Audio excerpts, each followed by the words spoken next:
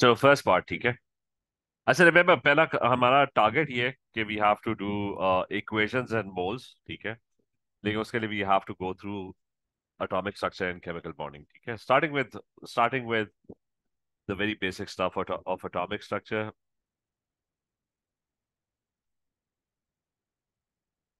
तो इसको क्विकली करते हैं। atomic structure, atoms and ions, ठीक है। So what's an atom?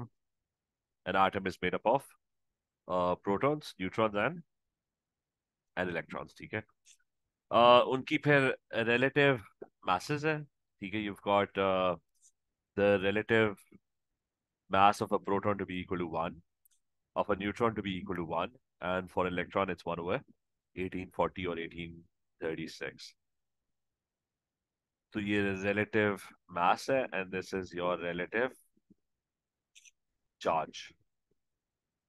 relative charge का मतलब है कि this is +1, neutron has no charge and the electron has a charge of -1। ये दो properties होती हैं, they have a mass and they've got a charge, ठीक है।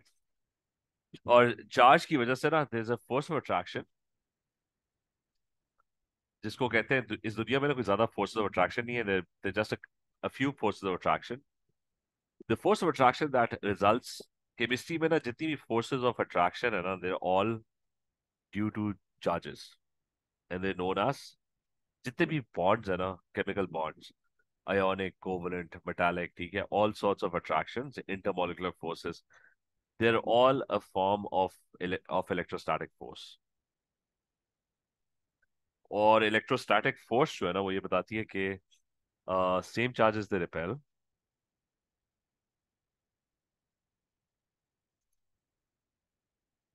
and unlike charges they attract। तो हम इस इलेक्ट्रोस्टैटिक फोर्स को ना we'll give it different names, लेकिन आगे जाके जो भी पढ़ोगे ना, जो भी फोर्स पढ़ोगे, ठीक है, whatever bond, whether it's ionic bond or whether it's a covalent bond, ठीक है, अगर कहीं पे मेटालिक बॉन्ड आया, ठीक है, कहीं पे intermolecular forces, तो all of these are kind of different names for the same thing, which is an electrostatic force, ठीक है। जैसा मैग्नेट्स में मैग्नेटिक फोर्स होती है, तो यहाँ पे इलेक्ट्रोस्टैटिक फोर्स, और केमिस्ट्री में हर जगह it's just going to be electrostatic force. दो और फोर्सेस हैं major, one is gravitational force and the other one is magnetic force. वो आप फिजिक्स में पढ़ते हो, ठीक है। अच्छा फिर मास के बारे में भी, what do you mean by relative mass? Relative mass is कि one is not the actual mass, it's just the relative mass. कि अगर प्रोटॉन की जो भी मास है ना, the neutron is going to have the same mass and the electron is going to be 1836 times lighter, ठीक है। तो रिलेटिव का ये मतलब होता है इन कंपैरिजन। अगर वन वन है इसका मतलब है दोनों की मास सेम है, ठीक है। इसकी जो एक्चुअल मास है ना, if I just Google it, ठीक है, सो मास ऑफ अ प्रोटॉन, तो वो ये है, it's 1.67 times 10 to the power -27 kilograms. तो इसको वो वन कहते हैं। तो मास ऑफ अ न्यूट्रॉन जो होगी वो एग्जैक्टली सेम होगी, ठीक है। वो भी 1.67 times 10 to the power -27 kg है, ठीक है। वन वन का ये मतलब है। और इलेक्ट्रॉन जो होगा that's going to be 1836 times lighter. यानी इसको अगर मैं 1836 से डिवाइड करूँ ना,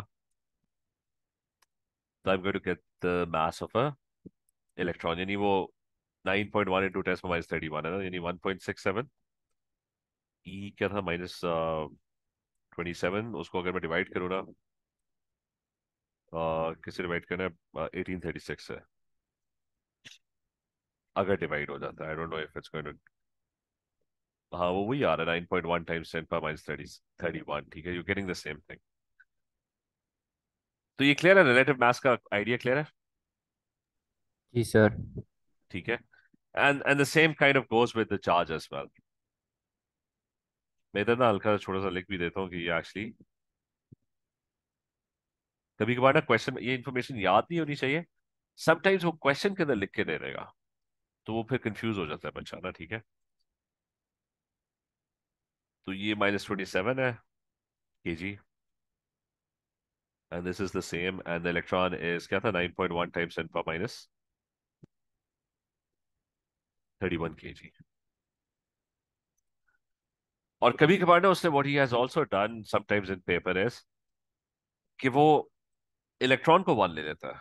अगर इलेक्ट्रॉन को 1 लोगे तो न्यूट्रॉन की मास क्या होगी, वो फिर 1836 टाइम्स हैवियर होगा, और proton will also have the same मास। तो होपफुली आइडिया क्लियर है कि वो डिफरेंट एंगल से ना ये चीज पूछ सकता है। तो make sure you know what this means, ठीक है।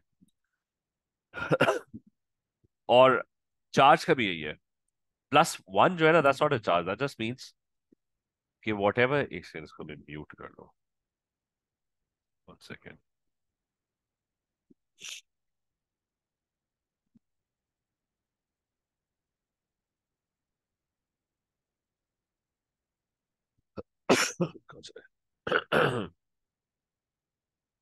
अच्छा, चार्ज का भी यही है। +1 means के whatever the charge is on a proton, the electron is going to have the same charge, but it's just going to have the opposite charge. ये actual charge जो है ना, 1.6 टाइम्स 10⁻19 कूलम्स है। चार्ज जो होता है ना वो कूलम्स के अंदर मेजर होता है। So this is actually -1.6 times 10⁻19 Coulomb's, और वो वाला जो है ना, that's +1.6 टाइम्स 19 कूलम्स। अगेन ये नंबर मैं सिर्फ इसलिए लिख रहा हूँ, याद रखने की जरूरत नहीं है। अगर गलती से उसने पेपर के अंदर लिख दिया ना, तो लोग कंफ्यूज हो जाएंगे। अच्छा, दैट्स व्हाट एन एटम इज। एन एटम, और फिर एटम का क्या होता है कि how is it made, it's you got protons and neutrons that are part of the, अच्छा they are part of the nucleus, ये पता नहीं क्यों, अच्छा they are part of the nucleus and the electrons revolve और attracted. Nucleus जो होता है वो पॉजिटिवली चार्ज होता है। Why is it positively charge, क्योंकि इसमें प्रोटॉन्स होते हैं, ठीक है। So the electrons are basically sticking to it और बजिंग अराउंड इट लाइक जैसा बीज अगर किसी खाने के आइटम के ऊपर they buzzing around, so the electrons are attracted to it. तो आपके जितने भी इलेक्ट्रॉन्स होंगे they will be in shells.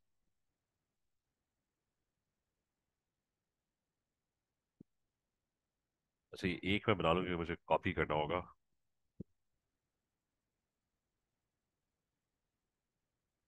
एक और कॉपी। अच्छा, सो द,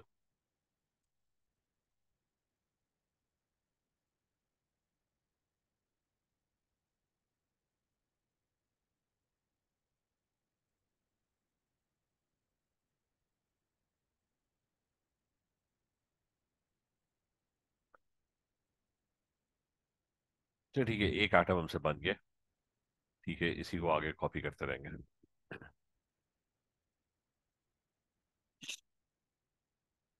अच्छा, so these are your shells, ठीक है। This is going to be your shell 1, और also known as the K shell. This is going to be your shell number 2, और फिर उसी तरह एल शेल कहते हैं, देन यू हैव योर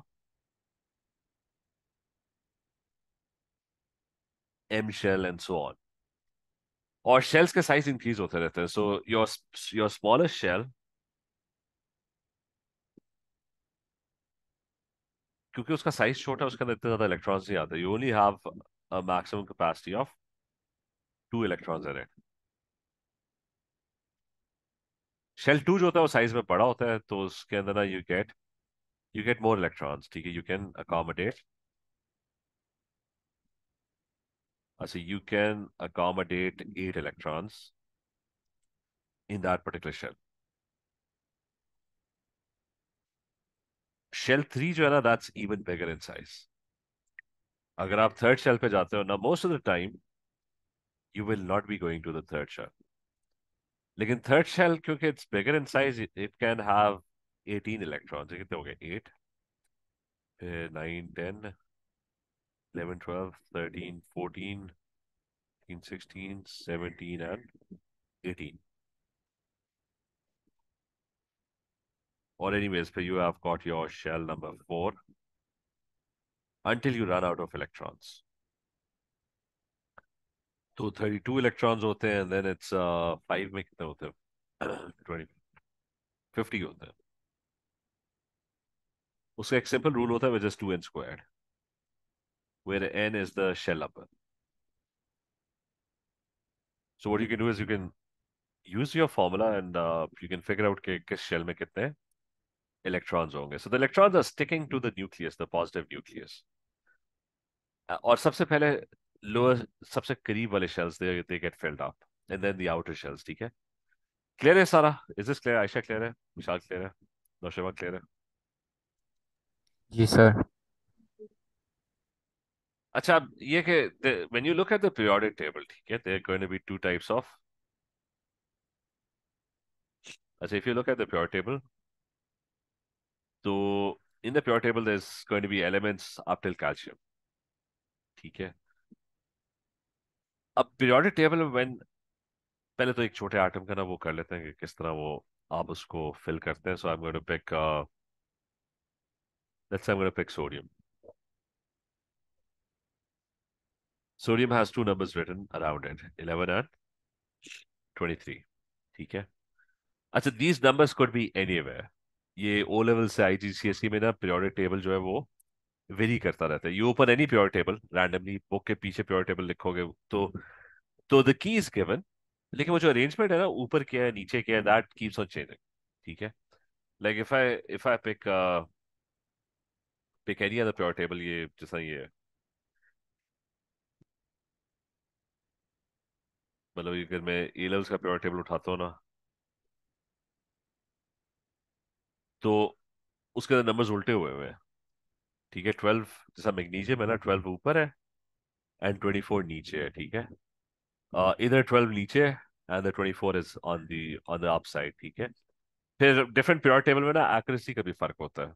मतलब for example some pure table are more accurate. For example A levels का pure table जो है वो ज्यादा एक्यूरेट है. तो क्योंकि बच्चे जब पढ़ रहे होते हैं ना, तो रैंडमली वो they just using different pure tables. So just remember कि इट डजंट रियली मैटर कि कौन सा नंबर ऊपर है कौन सा नीचे, because the key is given every time with the pure table. ठीक है. तो इसलिए कभी भी उसको इस तरह याद ना रखना कि ऊपर वाला नंबर क्या है और नीचे वाला नंबर क्या है. You just refer to the key. And even Cambridge के पीरियोडिक टेबल्स जो है ना, ओवर द इयर्स चेंज होते रहे हैं. इनके नंबर्स की पोजीशन जो है ना, that has kept on changing. Latest में दिखा दूंगा, लेटेस्ट वाला मैं सेंड भी कर दूंगा जो लेटेस्ट है. अच्छा, but you the thing you just have to remember as कि पोजीशन जो मर्जी है, जो छोटा नंबर है ना, स्मॉलर नंबर 11.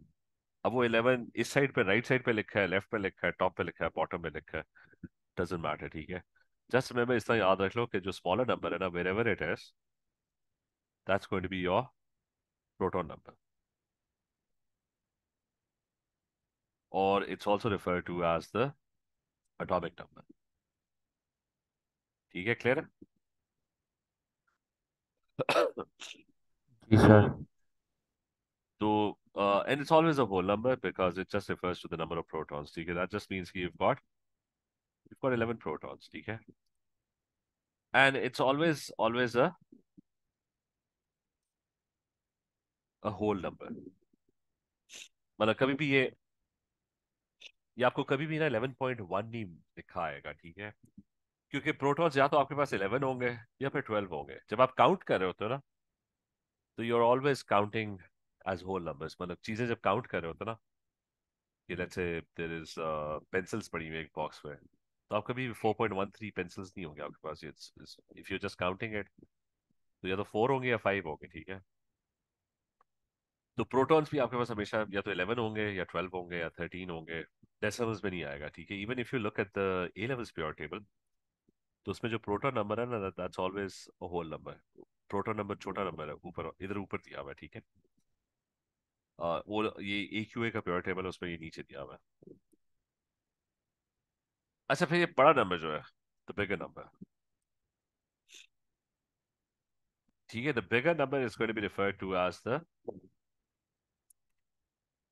अच्छा, दैट्स गोइंग टू बी और इसको क्या कहते हैं, किसी को पता है क्या नाम है?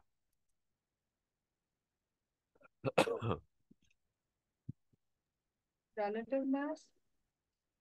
हाँ, इसका नाम है रिलेटिव एटॉमिक मास। ठीक है, वो इधर लिखा हुआ भी होगा। कहाँ पे लिखा हुआ है? ये लिखा हुआ है, ठीक है, रिलेटिव एटॉमिक मास। अच्छा, नाउ दिस नंबर इवन इस वाले प्योर टेबल में यू कैन सी कि ये वाला नंबर जो है ना, this is sometimes in decimals.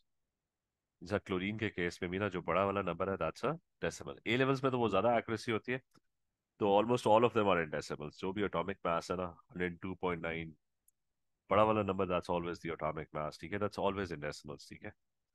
And I am going to give you a reason for that, ठीक है। तो और ये थोड़ा सा इंपॉर्टेंट है कि आपको डिफरेंस पता होना चाहिए, ठीक है, रिलेटिव एटॉमिक मास। इसका इसका एक और नाम भी होता है, वो क्या होता है, किसी को पता?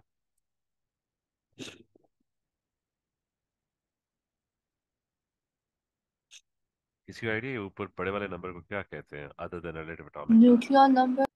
ठीक है, it's also sometimes referred to as the nuclear number. अच्छा, लेकिन इसमें ना जस्ट रिमेंबर दिस कि इधर देखो ना, इसके अंदर आप देखो, although we do refer to it as the nuclear number, लेकिन यहाँ पे नहीं लिखा हुआ कि इट्स अ न्यूक्लियर नंबर। मतलब उसने रिलेटिव एटॉमिक मास ही यूज किया है। ये ओ लेवल्स वाला है, उसमें भी इज यूजिंग रिलेटिव एटॉमिक मास। तो दोनों के बीच में ना थोड़ा सा डिफरेंस है, I am going to tell that difference, ठीक है। तो एक तो ये गलती कभी ना करना, don't ever call it the nuclear number, ठीक है। ऑलमोस्ट सेम चीज है, लेकिन there is a tiny difference. पहले तो रिलेटिव एटॉमिक मास की definition, it's the average mass of an atom compared to 1/12 the mass of a carbon 12 atom। जितने भी एटम्स की masses होती है ना, उनको आप हमेशा वे करते हो बाय कंपैरिजन। और कंपेयर के साथ करते हो हमेशा, जब भी आप मास वे करते हो ना, whenever you measure anything, it's always measured against an arbitrary unit, arbitrary quantity।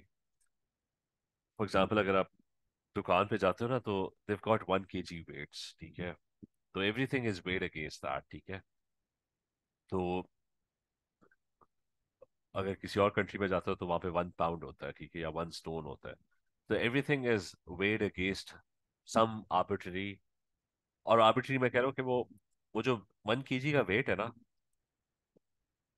वो रैंडमली किसी गवर्नमेंट ने ना हिस्ट्री के अंदर ना चूज किया था। उसके पीछे कोई लॉजिक नहीं है, वो बस एक तरीका बन गया कि यो वेइंग है, ठीक है। तो 1 kg है, तो everyone has started using 1 kg as the standard, ठीक है। तो जब एटम्स को वे करते हैं, तो you can use a 1 kg weight, तो obviously you use another atom. तो अगर वो एटम जो है वो हैवी होगा कंपेयर टू कार्बन 12, या वो लाइट होगा, तो वो ये बता रहा होगा, ठीक है, the mass tells you that. तो just like you measure normal weights, atoms की मास आप कंपेयर करते हो दूसरे एटम्स के साथ, ठीक है। And normally the standard is that you pick carbon 12। उसकी कोई रीजन नहीं है, हिस्ट्री के अंदर रैंडमली किसी ने, somebody डिसाइडेड कि सारे एटम्स की मास वो कार्बन 12 के साथ कंपेयर करेगा। या तो उसकी मास कार्बन 12 से डबल होगी, तो उसकी मास क्या हो जाएगी, 24 हो जाएगी। मतलब 23 बेसिकली इंडिकेट क्या करता है कि इसकी मास जो है ना, वो कार्बन 12 से ऑलमोस्ट 2 टाइम्स है, ठीक है। अगर किसी एटम की मास 36 है, तो वो क्या इंडिकेट करता है, वो ये इंडिकेट करता है कोई है 36, जैसे क्लोरीन 35.5 है, तो दैट जस्ट इंडिकेट्स कि उसकी मास जो है ना, वो कार्बन 12 के मुकाबले में 3 टाइम्स है, क्योंकि कार्बन की मास 12 आ रही है, तो इसकी 36 आ रही है, तो ये 3 टाइम्स हैवियर है, ठीक है। तो रिलेटिव मास क्लियर है? Is this clear? जी सर। अच्छा, ये डेफिनेशन याद रखनी है, ठीक है, रिलेटिव एटॉमिक मास की। अच्छा, नाउ द थिंग इज, तो it's the mass of an atom, right? Now the thing is के what's the nuclear number that? तो मुझे बताओ कि एक एटम है, और लेट्स से सोडियम है, अब सोडियम का जो एटम है ना,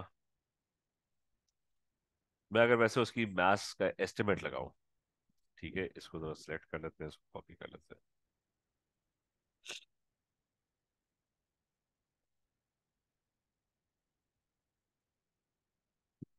अच्छा, न्यूक्लियस में इसके प्रोटॉन और न्यूट्रॉन्स आ जाएंगे।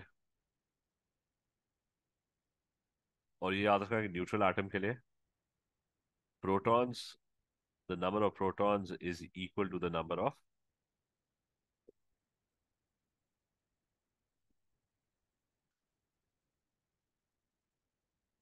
इलेक्ट्रॉन्स।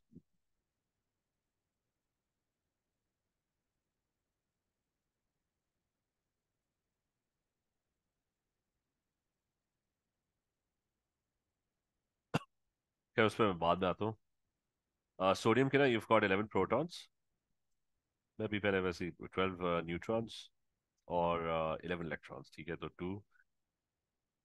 अच्छा, लेट्स से किस तरह फेल हुआ है ये भी मैं इग्नोर कर रहा हूँ, बस अज्यूम करो कि ये सोडियम है। मैं सिर्फ सोडियम की ना मास निकालना चाह रहा हूँ।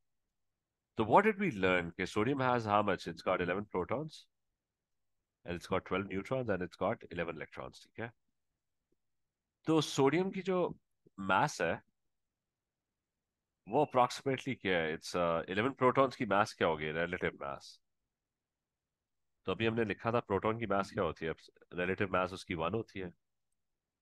न्यूट्रॉन की मास क्या होती है, 1 होती है। और इलेक्ट्रॉन की क्या होती है, वो ना होने के बराबर होती है, इट्स ऑलमोस्ट नेग्लिजिबल, ठीक है।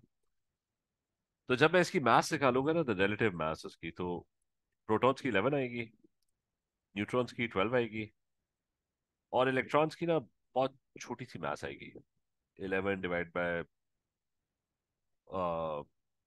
कितना था, 1836 टाइम्स कम होगी, ठीक है, तो ऑलमोस्ट नेग्लिजिबल होगी। तो अप्रॉक्सीमेटली मास क्या आ रही होगी, it's going to come out to be around, it's going to come out to be around 23, ठीक है। क्योंकि इलेक्ट्रॉन्स जो होते हैं वो बहुत लाइट होते हैं, उनकी ऑलमोस्ट मास नहीं होती, सारी मास जो होती है वो किसकी होती है, न्यूक्लियस की होती है। एन एटम के अंदर all the mass is in the nucleus, the electron is almost negligible. ये बात क्लियर है सारों को? यस। जी सर। अच्छा, तो हमने पढ़ा था कि why is the mass of ये जो एटॉमिक मास है और न्यूक्लियर नंबर ऑलमोस्ट सेम क्यों होते हैं?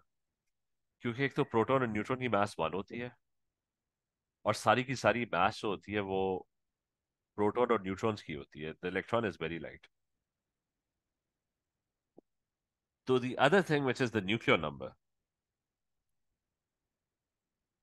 न्यूक्लियर नंबर जो होता है ना वो मास नहीं बताता, वो क्या बताता है, वो बस उनकी क्वांटिटी बताता है कि how many protons and neutrons do you have. तो अगर मैं इस एटम का प्रोटॉन और न्यूट्रॉन्स टोटल करूं तो 11 प्रोटॉन्स एंड 12 न्यूट्रॉन्स है, so that's going to come out to be 23, that means it's got 23 nucleons. यानी न्यूक्लियस में जो भी चीज होगी ना, that's going to be called the nucleon. Proton और न्यूट्रॉन्स जो है ना, they refer to as nucleon. तो जो न्यूक्लियर नंबर होता है ना, that comes out to be approximately the same as the atomic mass. क्योंकि प्रोटॉन और न्यूट्रॉन की मास होती है वो अप्रोक्सीमेटली 1 होती है, तो जितने नंबर ऑफ प्रोटॉन न्यूट्रॉन्स होंगे उतनी अप्रोक्सीमेटली उनकी मास होगी। लेकिन उसमें ऑब्वियसली वो थोड़े से इलेक्ट्रॉन्स की मास भी शामिल होगी। तो ये दोनों नंबर्स अप्रोक्सीमेटली सेम होते हैं, but they not exactly the same, ठीक है। Is this clear? जी सर। कि न्यूक्लियर नंबर, तो जस्ट ये हमेशा याद रखना, ये डिफरेंस याद रखना, जब वो न्यूक्लियर नंबर की बात कर रहा है ना, तो उसके अंदर आपने सिर्फ बताना है उसको प्रोटॉन और न्यूट्रॉन सम करके कि भाई उसके पास how many nucleons it's got. लेकिन अगर वो एटॉमिक मास की बात कर रहा है ना, तो वो फिर आपने पीरियोडिक टेबल से एक्यूरेटली निकालना है, ठीक है। और जैसा अगर मैं सोडियम का निकालूं ना, मतलब अगर मैं विकीपीडिया से निकालूं सोडियम की एटॉमिक मास, अगर हम गूगल करें ना, तो इधर तो उसने 23 दे दिया है। अच्छा, लेकिन जो ज्यादा एक्यूरेट है वो कितनी दी हुई है, 22.9897। तो फर्क पता लग रहा है कि वो एग्जैक्टली 23 कभी भी नहीं होगी, उसमें वो इलेक्ट्रॉन्स की थोड़ी बहुत इलेक्ट्रॉन्स की मास और थोड़ा बहुत ऊपर नीचे होगी, ठीक है। तो इसका लेकिन थोड़ा सा ख्याल रखना है इसमें, मतलब बहुत डिटेल में जाने की जरूरत नहीं है। थोड़ा सा बस इसका ख्याल रखना है। Is he asking for the nuclear number which is always going to be a whole number, ठीक है। This is always going to be a,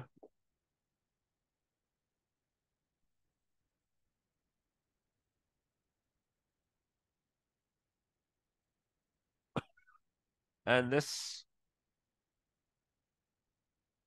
would always be in decimals,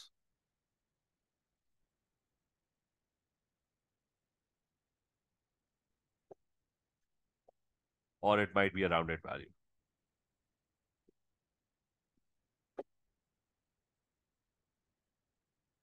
ठीक है, क्लियर है। जी सर। अच्छा खैर, अब वो इलेक्ट्रॉनिक कन्फिग्रेशन पे आ जाते हैं, मास वगैरह हम बाद में डिस्कस करते हैं। Let's try and right the electronic configuration. मैं वो बता दूं कि ये तो मैं पहले ही बता चुका हूँ, और ये शायद पता भी होगा कि if I pick any element,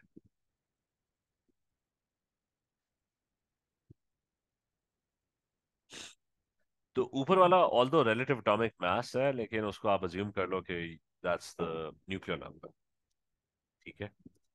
बल्कि कोई और एलिमेंट उठा लेते हैं, ऑक्सीजन उठा लेते हैं, ये फ्लोरीन।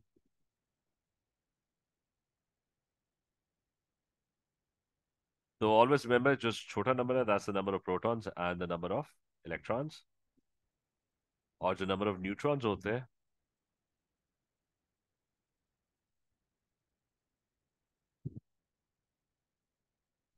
अच्छा रिमेंबर, ये मैं अज्यूम मैं करूंगा कि ये मेरा न्यूक्लियर नंबर है, लेकिन रिमेंबर अगर मैं इसको if I call it the nuclear number, तो मैं एक्चुअली गलत कह रहा हूँ।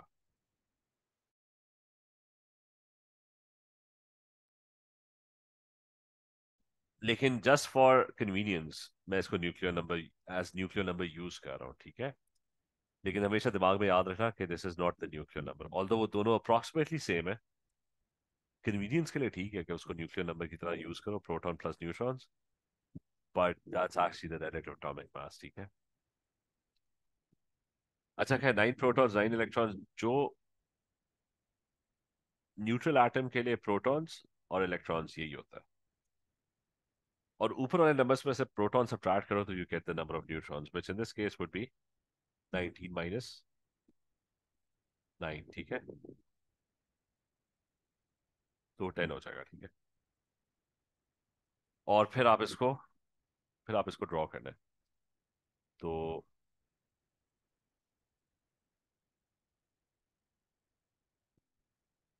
ड्रॉ कैसा करना है कि फर्स्ट 20 एलिमेंट्स के लिए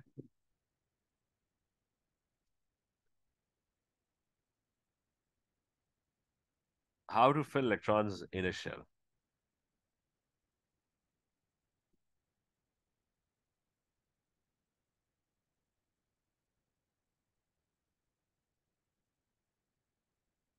The first, only for the first 20 elements, which are small elements. Always remember shells जो है ना वो इस तरह fill करो. Shells will be filled in, पहले shell को 2 electrons and then fill the rest with 8 electrons, ठीक है। क्योंकि बड़े shells जो होंगे ना, बड़े atoms, their electronic configurations are going to be more complicated. तो first 20 elements में the only total number of electrons you're going to deal with is maximum 20. तो उसके लिए you don't need a lot of shells. So in the case of ये fluorine, you're just dealing with 9.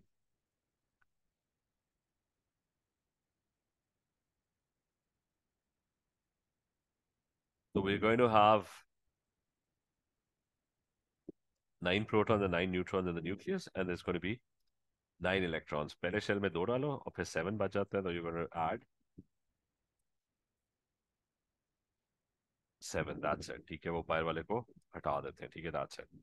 So you've run out of electrons.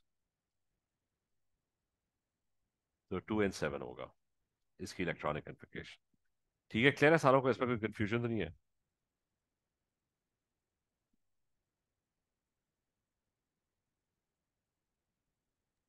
Ji sir. ठीक है। लेकिन ये याद रखना कि, और ये थोड़ा सा याद रख लेना कि मैंने कहा था shells can have a lot more electrons, ठीक है। You don't need the shells for the first 20 elements, क्योंकि फर्स्ट 20 एलिमेंट्स में इतने इलेक्ट्रॉन्स है ही नहीं, ठीक है। फर्स्ट 20 एलिमेंट्स में काम ही खत्म हो जाता है, थर्ड शेल तक जाते जाते आपके इलेक्ट्रॉन्स ही खत्म हो जाते हैं। So you don't have to learn the complexity of how to fill electrons. वो हम डिस्कस करेंगे, लेकिन नॉट एट द मोमेंट, ठीक है। तो अभी हम फर्स्ट 20 एलिमेंट्स तक स्टिक करेंगे। तो बस यही है। बाकी एक काम करो कि आई एम राइटिंग, अच्छा आई एम राइटिंग, ये होमवर्क है, ये प्लीज सारे ना just draw these atoms as quickly as possible. उसके परफेक्ट सर्कल्स बेशक ना हो, ठीक है।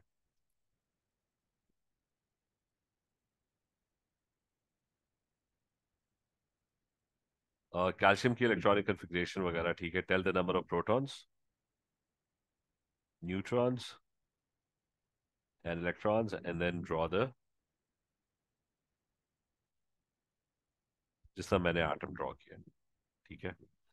और उस तरह फिर बाकी सारों का भी। ऑक्सीजन इज 8 and 16, फिर लिथियम,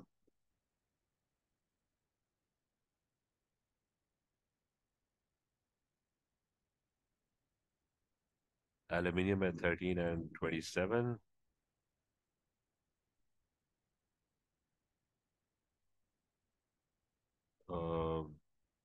क्लोरीन,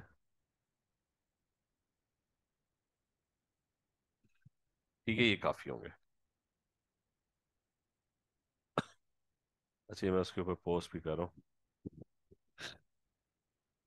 1 सेकेंड।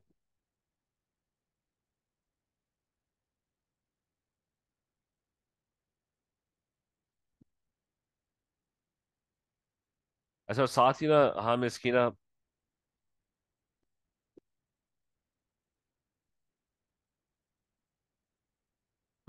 अच्छा एक तो ये कर लो, और दूसरा ये कि बीच में मैं और थोड़ी सी चीजें ऐड कर देता हूँ, कि प्योर टेबल को भी थोड़ा सा बता देता हूँ। ये हो जाएगा ना सारों से? Is this clear? जी सर।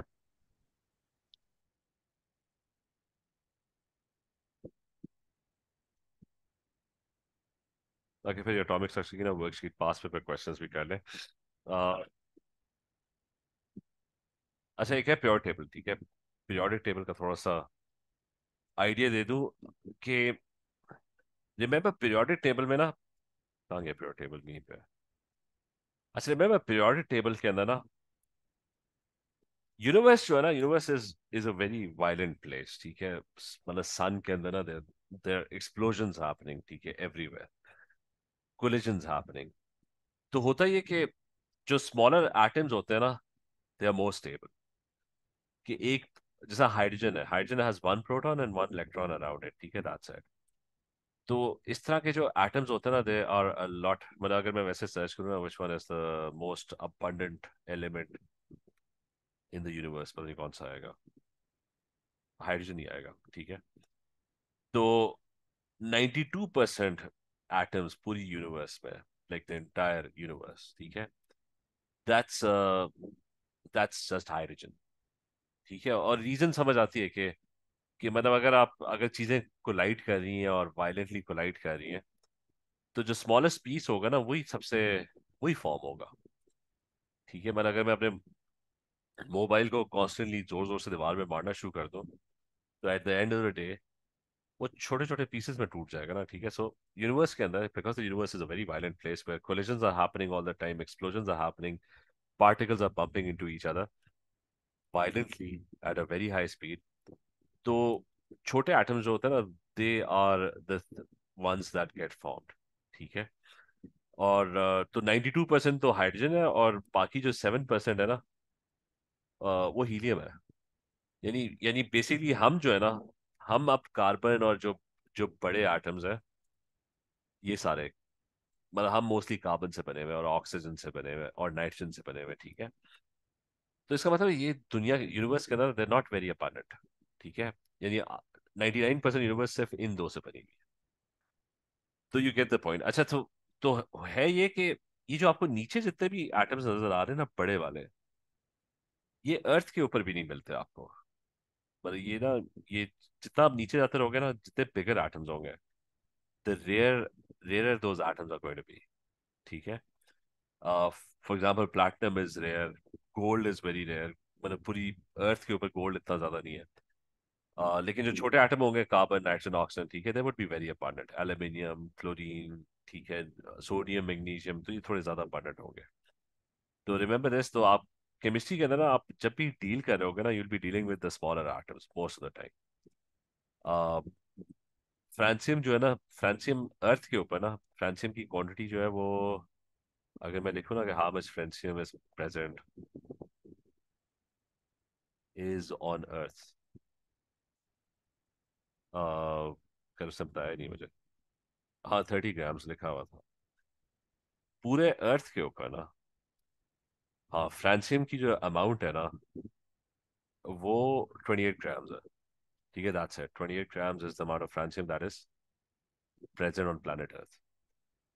तो मैं बस वैसे ही एक छोटा सा वो आइडिया दे रहा था कि केमिस्ट्री में आप ये टॉप वाले जो एलिमेंट्स है ना, इन्हीं के साथ डील करोगे। ये नीचे वाले जो बड़े एटम्स है ना, इनकी इलेक्ट्रॉनिक कन्फिग्रेशन, इनके रिएक्शंस वगैरह, you not going to be dealing with them. ठीक है, ये बात क्लियर है? जी सर। ठीक है। और दूसरा ये कि तो अगर छोटे एटम्स हैं तो we gonna keep things simple, electronic configurations we gonna keep it simple. और दूसरा ये पीरियोडिक टेबल में how are things arranged, periodic table में things are arranged according to their proton numbers.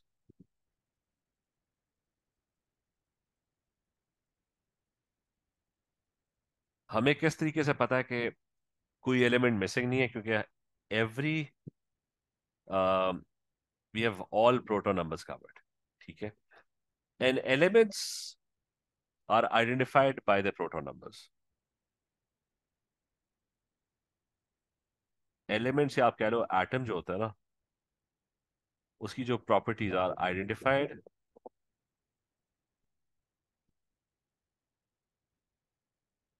Bye proton numbers. वही उसकी ना chemical properties determines its properties. ठीक है।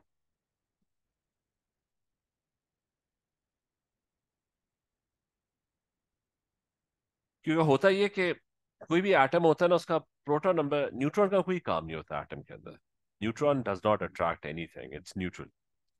न्यूट्रॉन न्यूट्रॉन ज्यादा हो या कम हो, उससे उसकी प्रॉपर्टी पे कोई फर्क नहीं पड़ता, because the neutron does not do anything. ठीक है। एटम की जो इलेक्ट्रॉनिक कन्फिग्रेशन होती है ना, that's determined bye it's proton number. अगर 9 प्रोटॉन्स होंगे ना, तो उसके इर्द गिर्द कितने इलेक्ट्रॉन्स होंगे? 9 इलेक्ट्रॉन्स होंगे। It's going to attract 9 electrons. अगर 11 प्रोटॉन्स होंगे, तो उसके इर्द गिर्द इलेक्ट्रॉन्स कितने होंगे? It's going to be 11 electrons.